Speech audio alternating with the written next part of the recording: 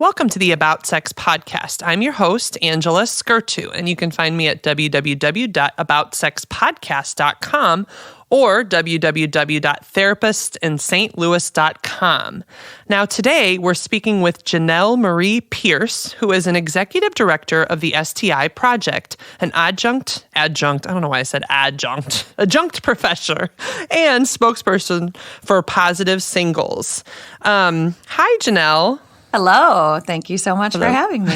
There you go. I'm so glad you're here. Well, so why don't you tell us a little more about what you do and take it away? Yes, absolutely. It may be my pleasure to. So I've been doing this work. I'm a sexual health educator who specializes in STIs. That's the niche in which I work and focus. Of course, you know, there's all that crosses over into a lot of other things that are related to sexual health in general, but that's my primary focus. And I've been doing this for over 8 years, going on 9. I've been in the public health sector for over a decade, and the Sti Project is primarily a website. We're on all social media channels, and really it's just an educational platform. I guess not just because that's important, but it is an educational platform with the intention of promoting awareness, and that's centralized on education and then acceptance for folks who have STIs. Because I'm living with an STI, I have genital herpes, and I've had it since I was 16 years old. And my experience when I contracted it and thereafter was a big struggle for me, and the shame and fear and the stigma associated with contracting a taboo infection. I wanted to make sure that other people didn't have to go through that as severely as I did. So essentially, it's a resource. The Sti Project, the intention behind it was to create a resource, the same resource that I needed when I was diagnosed years ago. And so now we've been doing that for a while. And as a result of that, I teach at colleges and universities and guest speak. And then I'm also the spokesperson, as you mentioned, for Positive Singles, which is a website for folks who have STIs. So I wear a few different hats, but ultimately it's the intention is to reclaim the narrative and to change the misconceptions and perceptions around STIs and the people who have them. So I have I always have a long question. Actually, that's a lie. But so I'm curious, and it can be your story or the stories you've heard of, but what are some of the stigmas that people who are positive face? Yes, and it's really very similar for a lot of folks across the board. I mean, it's just, with stigma and with a lack of information and misinformation, like your question could be that, yes, a lot of people experience, depending on which community you're a part of, what your identities are, you may have a totally different experience. But for folks who have an STI, because the stigma is so pervasive across all cultures, across the globe, no matter what age group, which demographic, which community you're a part of, what identity you hold, what identity or identities you hold, then it's just the stigma is so as such that people feel as if once they contract an STI, they're dirty, they're damaged goods, they are identified as sluts and whores. And of course, these are all subjective terms that really don't make any sense and are really sex negative and harmful and very problematic. But that is truly the result is as soon as someone gets diagnosed, they are absolutely in this like shock and disbelief and in turmoil. It's like a tailspin into the assumption that I'm never going to be able to have sex again. I'm never going to be able to have a partner who's interested in me and wants to be with me and can accept this diagnosis. I mean, there's just so many. It goes on and on and on. And it's for most folks who contract an STI. Normally, I don't like to group and say everybody experiences this, but for most folks who contract an STI, they experience a myriad of the things that I just mentioned. One thing I was curious about for my audience listeners actually is, could you do a list of some of the STIs and just some basic information about some of them? Because I realize, with misinformation comes like some people just really don't know which ones are there and what treatments are available. So I know this is a big question again, but like, what are some of the STIs that people face and what are some of the pieces of information you would want listeners to know about them? For sure. I love that question because I typically answer in big answers anyhow. There's just so many pieces. I often get questions like, what's the risk of someone who is polyamorous or someone who is engaging in this kind of activity? And it's not that simple. When we're talking about STIs, because of the vast array. So this leads right into, there are 30 plus STIs. Most people are only aware of like 4 to 5. An STI panel, when you say test me for all the things, and for most folks don't even get tested regularly if they've ever been tested at all. But when folks get tested and they say, I want to be tested for everything, test me for all the STIs, you can't actually get tested for all STIs. There either aren't tests available for them, they're not actually diagnosed in an actual testing kind of process. It's you either have to have signs or symptoms, or the test is not readily available. It's not accessible in terms of a price point. All right. Now, before we get into this next conversation, I just want to stop to give us a word from our new sponsors. So I am now working with a really cool company called Let's Get Checked. You can find them at trilgc.com/staykinky. What's really cool about this company actually is that they're doing testosterone testing for men and hormone checks for men and women. A lot of people are struggling with hormonal imbalances and reduced testosterone levels, which really can impact your sex life. And so more and more men and women are trying to test their hormone levels to see how they're doing. 1 in 4 men over 30 are actually low in testosterone. Symptoms you might want to look at include fatigue, erectile dysfunction, low sex drive, anxiety, brain fog, even having a hard time making decisions, which is basically most of my client population.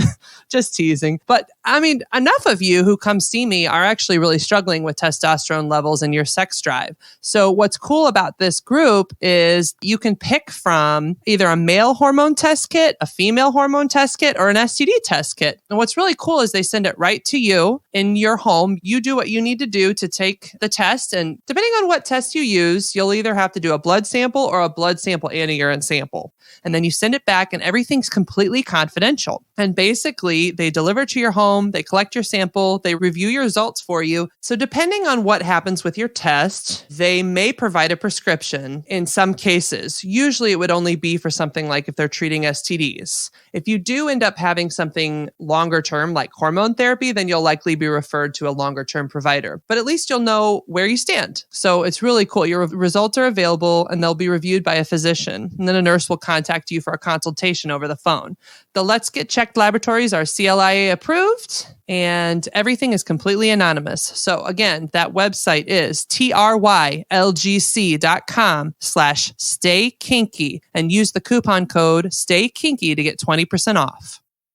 Jenelle, continue. Thank you from our sponsors. So tell us more about the STIs and how people can be tested. Yes. So there are, and let me go backward just a step before we talk about testing. There are 3 different general types of STIs. There are bacterial STIs, viral STIs, and parasitic STIs. Most bacterial and parasitic STIs are curable, and they do not last a long period of time as long as they are detected and diagnosed and then treated. The viral infections are the ones that either are long-term or forever. And that's also why testing is so important, because the vast majority of the signs and symptoms, the most common signs and symptoms of any STI is no sign or symptoms. Most people are totally unaware that they have an STI when they do, and the only way to know is to get tested. Even though, like I said, even though you can't get tested for all the infections, and if you get like a panel at a public health department, a Planned Parenthood, even your general practitioner, typically that tests for about 4 to 5 infections, which include HIV, syphilis, gonorrhea, and chlamydia. Those are the 4 you always see. Every once in a while, they also test for Hep B or Hep C. Sometimes they test for trichomoniasis, or TRIC for short. And then the ones that you can find online, you can do private testing, either out of the comfort of your own home or going to a lab and having it ordered. Those are the more expensive options, but you can get tested then for a lot more infections. Oftentimes then you can select to get tested for herpes, HSV1 and 2, and then all hepatitis A, B, and C, as well as intestinal parasites. and then a couple of others. So if you want to be tested for as many things as possible, then the route to go is going to be the less accessible in terms of financial, in terms of the financial responsibility, is going to be an online kind of provider. But then you get to handpick which infections, especially if you have been engaging in sexual activity with someone who you know has a specific infection. And then for like some of the free places or the low cost or income-based places, they're not offering that kind of testing, then an online provider is going to be really helpful for that, because you can actually say, yes, this is what I'd like to be tested for because this person that I've been with, I know has this infection, especially like with where herpes is concerned. Herpes is one of the most highly stigmatized of all the STIs, and it's a forever infection. It's not curable, but it's not part of a typical STI panel. You explicitly have to ask to be tested for it. And even if you ask to be tested for it from like a general practitioner, a health department, they either, one, don't have the tests accessible, you have to pay for them, or they are not going to test you, or they are reticent to do so because blanket testing for herpes, both kinds, HSV1 and HSV2, is not actually currently recommended right now by the CDC. So that doesn't typically happen, and for a few different reasons, but usually unless you know you've been exposed or you have symptoms, that's the only way to get tested. So that's where the kind of the online providers can be really helpful too, because if you really just want to make sure and you want to know your status in terms of HSV1 or HSV2, herpes simplex virus 1 and herpes simplex virus 2, then an online provider is going to be an option. All right. So Jenelle, you've been talking about some of the different STIs. I was thinking a little bit about herpes and what are some of the misunderstandings people have about that, since there seems to be a lot of stigma around that. So what are some of the misunderstandings around herpes for why it's such a difficult one for somebody to contract? Oh, yeah, that's a really good question too. So some of the misunderstandings kind of speak to what I've already said in terms of the typical signs or symptoms. And it's that most people assume that they'll know if they have it. Like, oh, I'll know that if I have it because I'll see blisters and my genitals will look horrible, or I'm not sleeping with these kinds of her engaging in sexual activities with these kinds of people because I'll be able to tell if they have it. And the vast majority of people who have herpes, either either type, don't actually have signs or symptoms or recognizable, noticeable signs or symptoms that they think is going to be a typical herpes outbreak. So what we assume is like a typical herpes outbreak is a cluster of small, tiny blisters that can be kind of painful. They start out itchy and then they become painful. And then that goes away over about a period of 7 to 10 days. However, a lot of people are asymptomatic carriers. And so this is kind of timely with everything that we're learning about COVID-19. The word asymptomatic has become a part of our zeitgeist. And now we understand that asymptomatic means you can be a carrier, you can transmit it to somebody else. And the person who contracts it from you may not be asymptomatic. They actually may have signs or symptoms or ramifications from a physical standpoint of that infection. And the same applies to herpes, genital, oral, HSV1 and HSV2. And of course, HSV1 and HSV2 can be in either location, either genital or either oral. So it applies for both types of herpes simplex virus, that you can have it and totally not know. So I think that's the biggest misconception, is that and I even assumed that at 16 years old, I was like, I just didn't feel like I was at risk. I knew about STIs, and at the time then it was STDs, and we still use those interchangeably, but at the time it was STDs. Primarily STIs hadn't even been talked about, or that term anyways, the distinction between the two. And I thought that only certain kinds of people contract it. And then herpes on top of just the overall assumption that, oh, I'm not engaging in activities with those kinds of people, or I'll know for sure because I'll be able to tell. On top of that, herpes is lifelong. And for the vast, vast majority of people, they have very little physical signs or symptoms and or problems. So there's not a long-term, there's not a risk of death. There's very little risk to children and transmitting it to others, or having any sort of large complications as a result of the infection. So it's relatively benign, and quite relatively benign for most people, because there's just not a lot of issue with it. It's just a skin condition for the vast majority of people. And it's a nuisance if you do have signs or symptoms, and it can be uncomfortable, but that's about it. So it's easy for popular culture to use it as like a scapegoat, the butt of all jokes, because there aren't big long-term ramifications to one's health. And so it's so easy to use it as a way in which to shame somebody and to talk about their character and their morality and their ethics and their sexual behavior, basically. So that makes it even worse, the fact that it is relatively mild for most people, which it seems like the opposite would be true then, but that's why it ends up being part of our pop culture, part of our media, and how it's represented in the media is such a, herpes is the butt of all jokes. It's the last bastion of acceptable shaming. Interesting. As you were talking, I was thinking about this positive singles thing that you, it's a website, that you organize. And I was curious, so what kind of issues then do people face when they're trying to date, and why positive singles? Why is that? Why did you find a need to create that?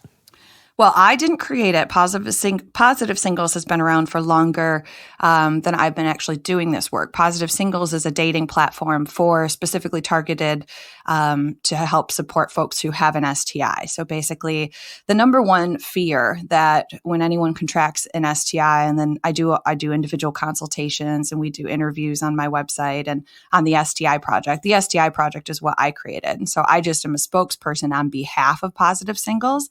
And that's because the number one question that people have is, how am I going to disclose? How am I going to tell a new partner? Who is ever going to be okay with this and be able to accept this? And I guess kind of to circle back to one of your questions initially was, tell us some things that people need to know about STIs.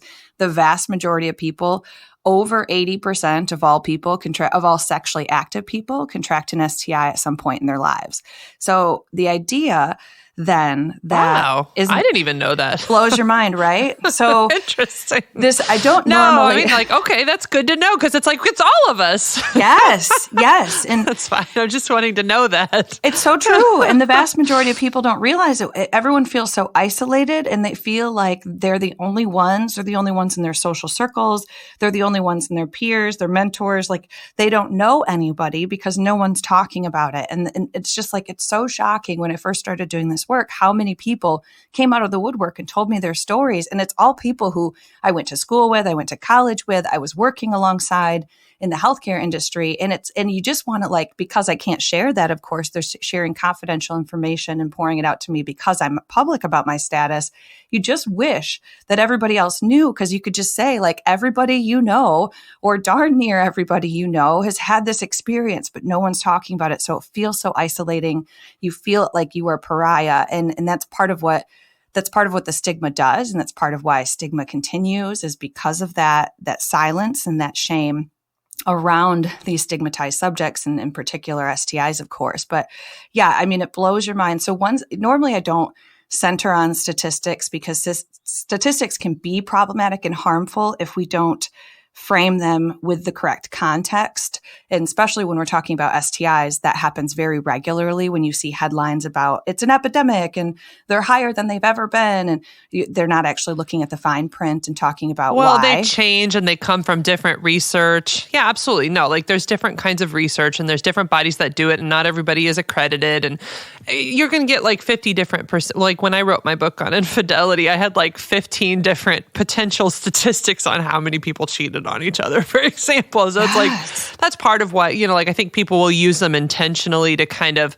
color the work or color what it looks like. And I just think it's a lot. We'll just say it was a lot of people that have STIs, and you have 80% from somewhere. But at the same time, it's hard to know exactly what those percentages are, because also it's something that's taboo. So my guess is people are very quiet about it, like you said. And so it's not like everybody's just marking yes publicly, right? Exactly. And the number is likely much higher. So to that point, when we talk about so I had said that there were over 30 STIs, right? According to the World Health Organization, there are at least 30, and they say over 30 that they've identified. One of those STIs is HPV, the human papillomavirus. And the human papillomavirus, there are two different general categories of HPV, two different types. Two different categories. There's high risk and low risk. The low risk strains and the low risk types. There's strains, there's substrains. The low risk types they all cause genital warts or warts in terms of HPV. There are over 100 different types of HPV, and there are over 30 to 40 that are sexually transmitted. So of the HPVs that are sexually transmitted, there's high risk and low risk, and the high risk kinds can potentially cause cancer. The vast majority of them don't, but they can lead to cancer. So that said, just so there's some background info on HPV, and HPV is the most common STI of all STIs.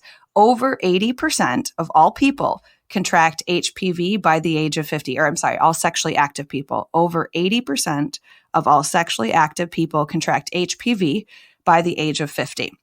So that's 1 out of 30 plus STIs.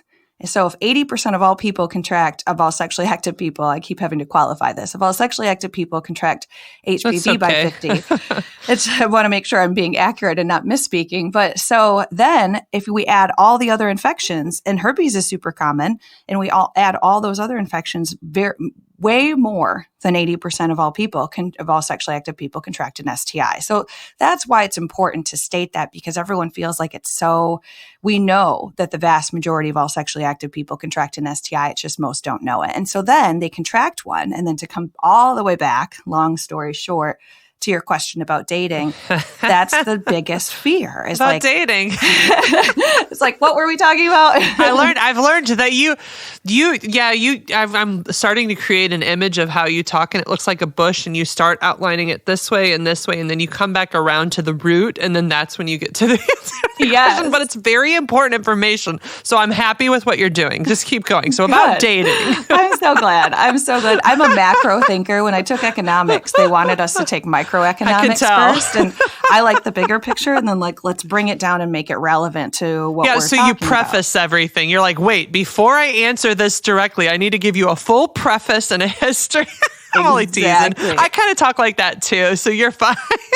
I appreciate it. All right, so dating. Yes, Tell me about dating. So dating in the positive singles. Now, sometimes I get pushback for being the spokesperson of positive singles of are you saying that only people with this infection can date only other people with that infection? And that's absolutely not what I think whatsoever. I don't think that people have to self-segregate, mostly because the vast majority of people contract an STI, and it might not even be the same STI. And so the one thing, though, I think that's somewhat nice about a platform like that is because I recognize and I deal with folks who are living that initial fear and that absolute, cannot imagine having to have this conversation with a new partner and having to potentially experience rejection as a result of disclosing. So because that is that number one fear, sometimes these platforms that are specific to STIs and you can find somebody who has the same STI, it's a way to get your feet wet again, but I absolutely do not think that people need to self-segregate, because that just that's not really practical, and it just doesn't make a lot of sense long term. But it sometimes helps people to get their groove back.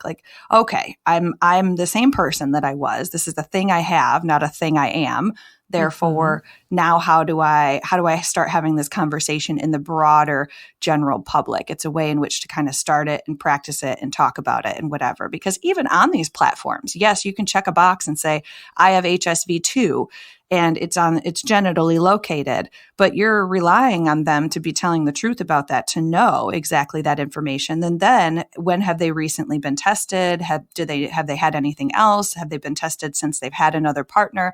There's still a sexual health conversation that is helpful and that I would suggest, no matter whether you're on a platform specific to STIs or you're out in just the general dating population. So, but that's why that Jenelle, becomes a need. Can I ask you, what do you think people should do?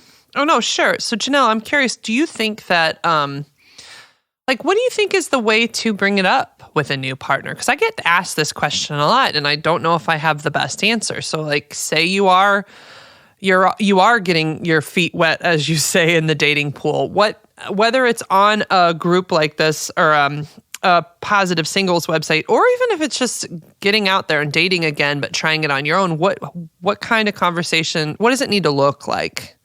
Well, and I think I'm glad you asked, because I don't think that anyone should, anyone should do anything in a particular way, or I don't think it needs necessarily to look a specific way. And I think that there's no one answer, but I can't help narrow it down to give some ideas, because outside of, if you have an infection and you're aware of the infection that you have and you've been tested and diagnosed, even if you haven't been tested and diagnosed, but you know you have it because you engage in activities with somebody and you have the same symptoms or something, you do need to, in terms of informed consent, you do have to disclose to a new partner before putting them at risk. That's the only area in which I would say a need is required. But when talking about sexual health, I typically try to stay away from absolutes like always, should, or need.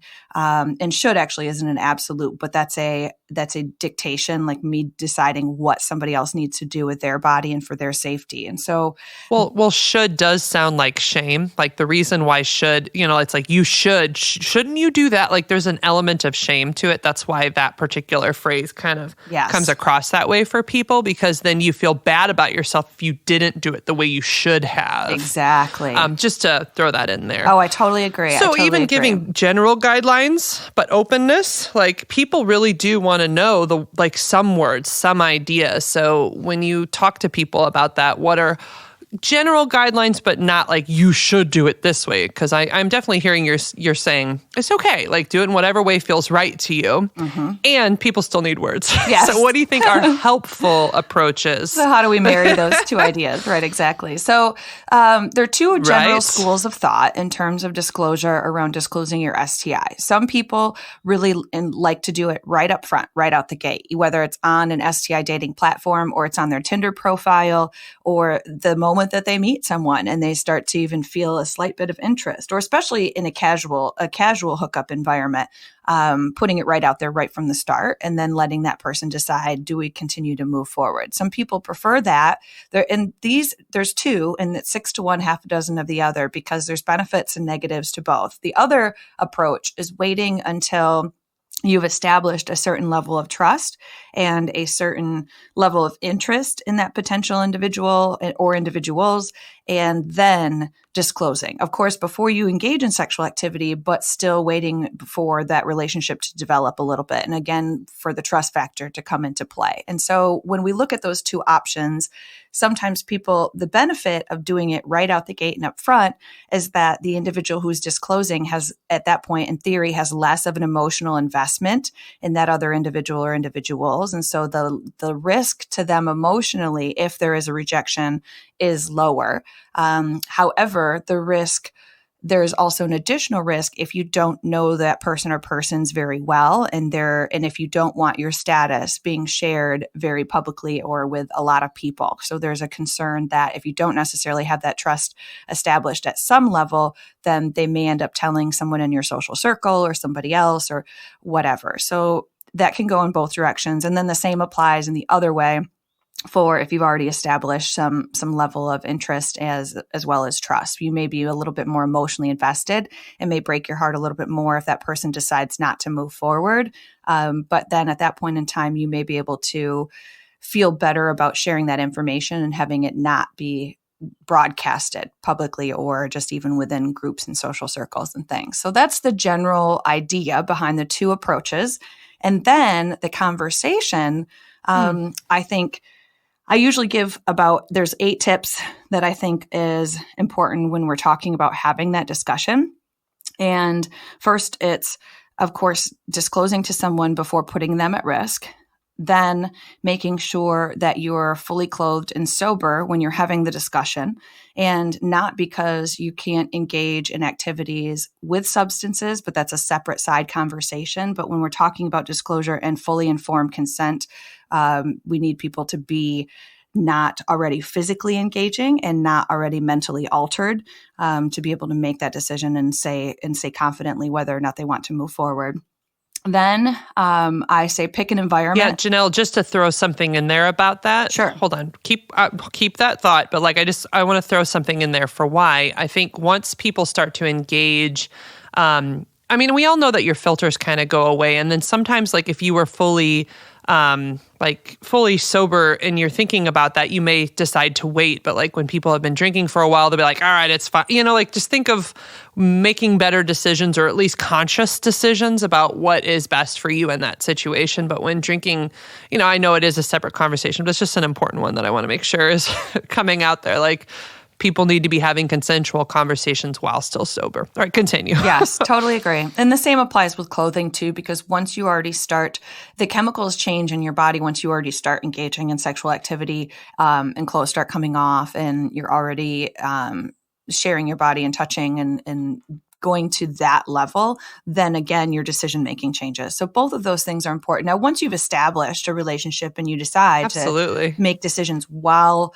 unclothed, and if you decide to engage in substances, I think that's up to each person and persons to decide what is going to work for their relationship and their bodies and what's going to be safest for them. But when we're talking about disclosing an STI status, that definitely has to happen before those things occur. And then I think picking the environment. Absolutely, because when I see somebody naked, I can't stop. Yes. I just really like it. Amen. I'm a physical totally or like a visual person. When I'm there, I'm like, oh, yeah. Yes. So as soon as somebody's naked, like it's all bets are off. I don't care what's going on. So I totally get it. Mm-hmm. It's exactly right. All right. So continue. So then after that, what are some of the other suggestions? So other suggestions would be finding an environment that is going to be safest for you. So for the person who is disclosing, and a lot of the onus and the pressure always feels like it's on the person who has the STI. Like now you're this person, this monster, this issue that society has to consider and wonder and this risk. And it goes in both directions, because once you have one STI, you're just as likely, or you're more likely to contract another. And then you care, the person who has an STI, their sexual health, they're feeling good about their decisions and what they're going to do moving forward with this person or persons is just as important as the person who is deciding whether they want to move forward with your known status. And sometimes and this is oftentimes the person who knows their status is a little bit safer than a person who doesn't and who hasn't been tested and who has not had any signs or symptoms, because they really don't know. Jenelle, can I ask you something? Sure. Jenelle, I want to ask you something about that. Why is one person, so you said something a second ago. You said that when you get one STI, you're more likely to get another. Why? Good question. So that is for a couple of different reasons. One, it's because if you have any signs or symptoms, and they don't have to necessarily be noticeable, but that puts you that can create an entry point or for opportunistic infections, for one infection to enter or to infect somebody else or to infect you who already has an infection. So like, here's a specific example. So some folks with herpes will get just tiny little small cuts and tears that they don't even recognize as like a traditional herpes outbreak, like blisters. And so they're not even necessarily noticing or realizing that they're having an outbreak at that point in time. But that outbreak is an entry point into the system and allows for additional pathogens to enter into the system and to potentially infect. So the same applies for other infections too, because of the signs or symptoms that they cause. So a lot of it just has to deal with what one infection will do presents an opportunity for another infection to come in and enter the body. It makes it a little bit easier for that to happen. I really think every time I hear that word opportunistic, I think of capitalist people, because it's like, it's like I see an opportunity and I want to make some money here. And here's a person who's already got an opening. So I don't know. Every time I hear that word, I think of like, all right, here's somebody coming to make some money. But anyhow, I'm just teasing. Yeah. All right. Well, so what's another one of the the suggestions for when people are telling a new partner? Yes. So definitely a situation, an environment that's safest for you. And so that can be via, some people are traditionalists and they think that this conversation always has to happen face to face. And I'm not of that mindset. I think that the person has to assess based on what the relationship dynamic is, what is accessible to them, what feels safest to them. And so that might be an anonymous message through one of the anonymous services that notify partners. It might be a text message. It might be a phone conversation. It might be an online chat box. It could be whatever feels like this is going to be the safest environment for me to have this discussion with this individual. And then From there, the individual who's disclosing gets to decide how much information they share. So that's another tip.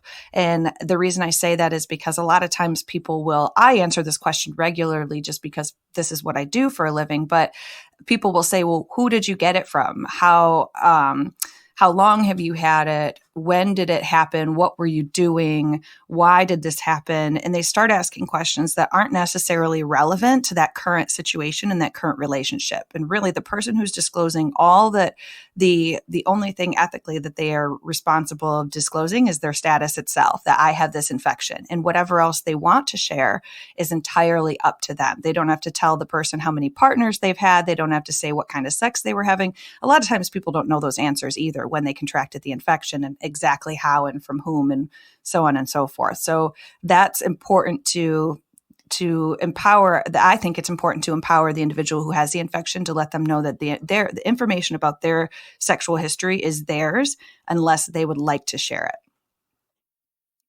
If that makes sense. Jenelle, let me stop you there for a second. It does. So one of the things I was thinking about when you said that is how to let the other person know that you're just not wanting to share that other information. So when I have people disclose different issues in their life, so I'm a therapist, and there's different issues that people sometimes have to disclose. And one of the things I will guide them to do is just simply tell the person, here's what I'm willing to talk about, and here's what I'm really not willing to talk about up front. So you're kind of guiding the conversation. So whether it's saying, I do want to disclose that I have a STI, or if it's the specific one, if they want to, like knowing that that's in their choice, but also knowing that I really don't want to go, like putting it right out there up front. Like, I don't really want to go into the history or how I contracted it, but I do need you to know this part, because obviously, if we're going to be intimate, then I need us to have a conversation about what that looks like. So guiding people you can guide partners towards what you do want to talk about versus things that you're just not ready to share, because ultimately that information you're describing is pretty personal, and it may not be a first date conversation. It may not even, in some relationships, maybe you'll never share it, and others maybe you will, but it still is your choice to decide what and when that information comes out. Does that make sense? 100%. I'm sitting here nodding. I wish I could see you on video, or I was in person in the studio, because absolutely everything you're like, you just said, said, yes, I appreciate. Mm-hmm. I 100% co-sign that. And in the language you use, I think was good. Here's what I'm willing to share, and this is something that I'm not interested in talking about right now. And it's it's not to close off this conversation, but these are my boundaries, or this is what I'm comfortable sharing right now, and this is what I'm not comfortable sharing, but I would like to have a discussion and see where that goes. I do think the specific STI, which one is important, because that changes how the STI might be managed, whether they're taking taking prescription to reduce further infection, or their signs or symptoms, or transmission risk, and things like that. So that still is relevant, but that's really it. Beyond that, it's up to each individual. And I think you can say it in a way that doesn't close down the conversation, but also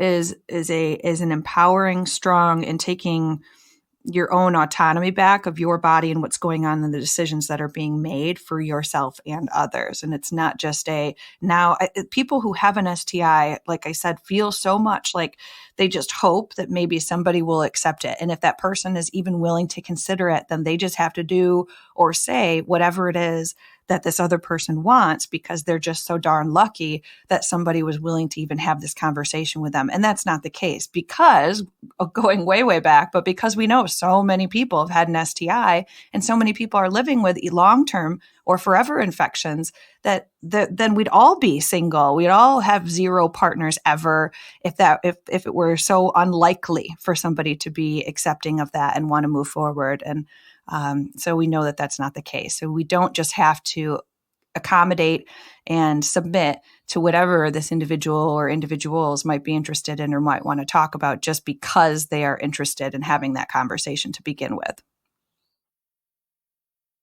Yeah, I just think it's so important for people to have autonomy over their information and to learn that you're allowed to have boundaries. I mean, a big part of what I do as a therapist is help people figure out what are those boundaries and when is somebody pushing too hard for information. And I don't think people do this intentionally or to be rude, or like, because I've worked with so many people. I just think it's this natural curiosity that we have of like, oh, what is this and what does this mean?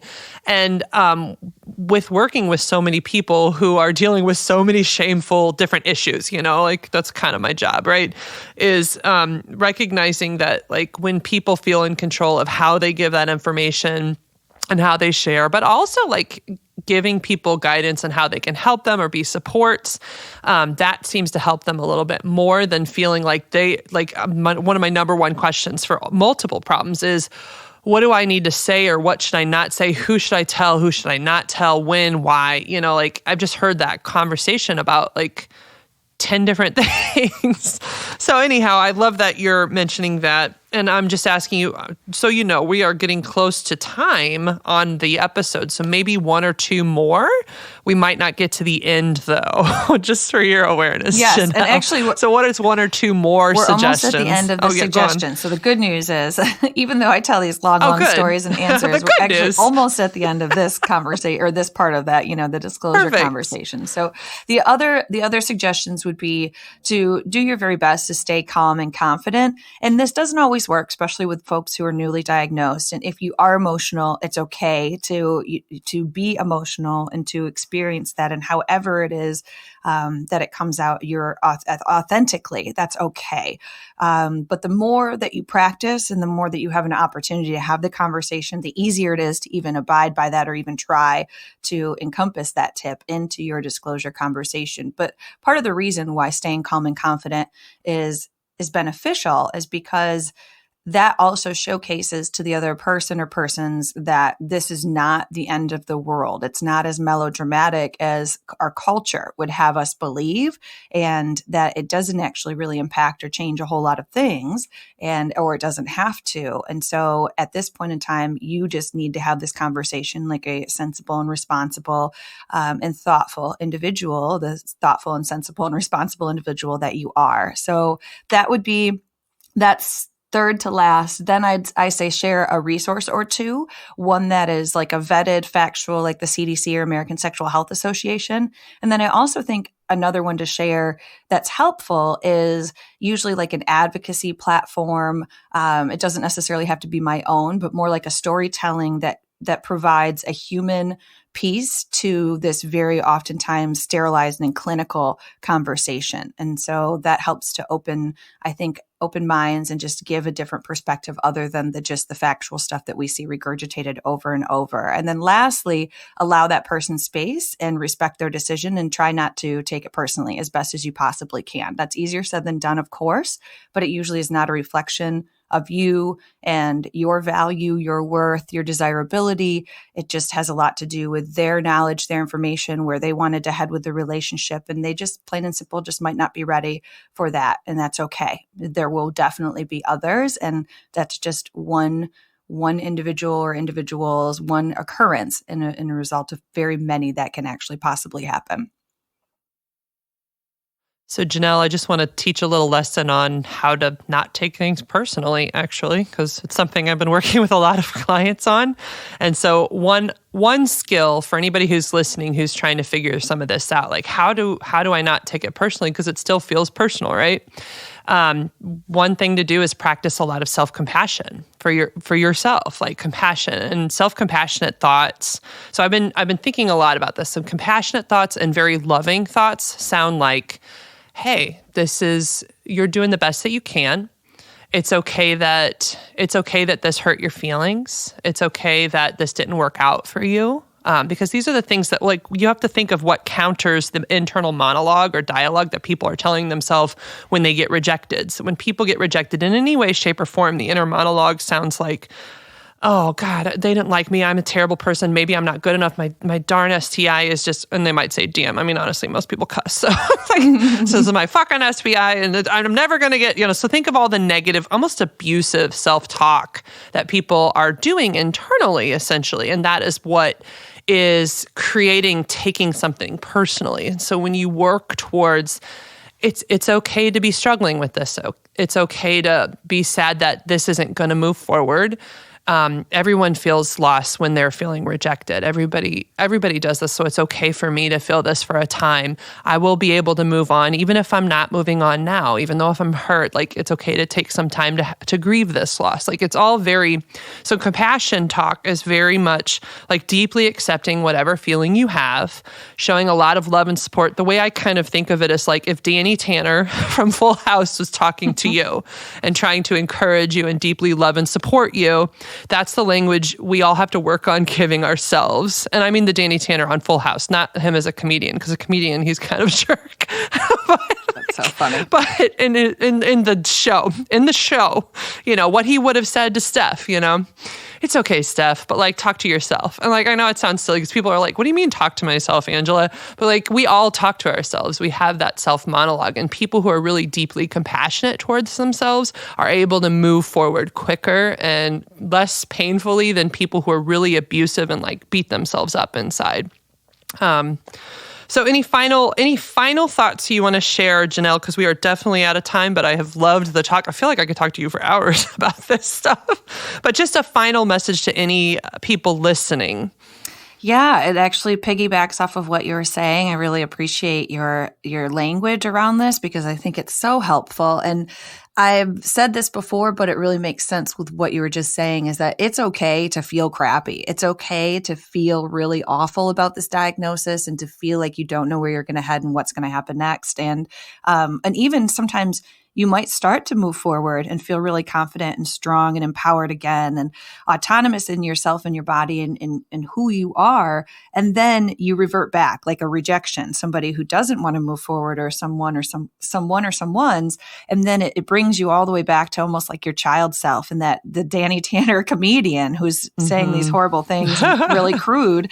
And that's just, it's all right to feel that way and to be in that space. And we get our society tells us that we should always be happy and be positive and positive thinking. And the messaging is so problematic and harmful because there's no such thing as 100% always happy. If we were 100% always happy, we wouldn't even understand or recognize the happiness as it was. We wouldn't understand or recognize joy.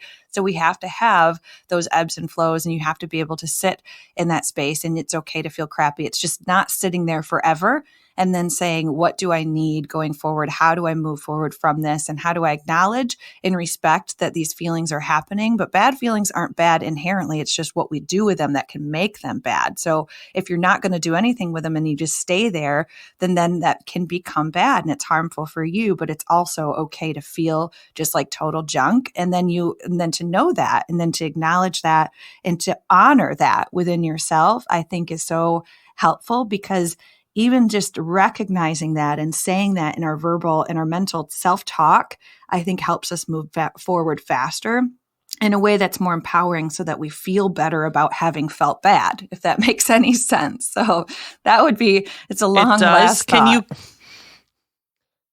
Can you give the links for people to find you? Any links? Oh, yes. The STIproject.com is the website. And then if you want to find me on social, wherever you absorb social media, I'm even on TikTok, I'm at the STI Project. So come visit, come say hi. And any way I can help and support, I'm always happy to.